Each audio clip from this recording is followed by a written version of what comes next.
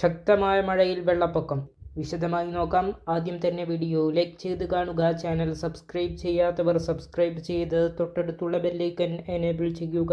ഹവായിയിൽ കഴിഞ്ഞ 20 വർഷത്തിനിടയിലെ ഏറ്റവും രൂക്ഷമായ വെള്ളപ്പൊക്കമുണ്ടായതായി റിപ്പോർട്ട്. വെള്ളപ്പൊക്കത്തിൽ നിരവധി വീടുകളാണ് നശിച്ചത്. 200-ലധികം ആളുകളെ രക്ഷപ്പെടുത്തിയിട്ടുണ്ട്. മോയി ദ്വീപിനെയും കാറ്റുമഴയും ശക്തമായി ബാധിച്ചിട്ടുണ്ട്.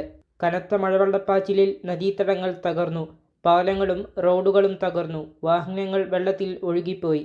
അതേസമയം ഇന്നും സംസ്ഥാനത്ത് ഒറ്റപ്പെട്ട ശക്തമായ മഴയ്ക്ക് സാധ്യതയുണ്ടെന്ന് കേന്ദ്ര കാലാവസ്ഥാ വകുപ്പ് അറിയിച്ചു. കേരളത്തിൽ പലയിടങ്ങളിൽ ഉച്ചയ്ക്ക് ശേഷം മഴ ലഭിച്ചുകൊണ്ടിരിക്കുകയാണ്.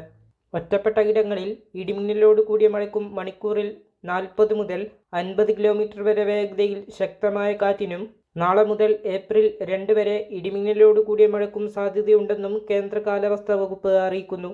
അതേസമയം ഇന്നലെ കോഴിക്കോട് ജില്ലയിൽ ശക്തമായ കാറ്റുമഴയുമുണ്ടായി. ഫറോക്ക്, രാമനാട്ടുകര, കടലുണ്ടി, നാദാപുരം, മുക്കം, ബാലുശ്ശേരി, തൊട്ടിൽപ്പാലം തുടങ്ങിയ സ്ഥലങ്ങളിൽ ശക്തമായ മഴയാണ് ലഭിച്ചത്. പലയിടങ്ങളിലും മരക്കൊമ്പുകളും വൈദ്യുത ലൈനുകളും പൊട്ടിവീണു.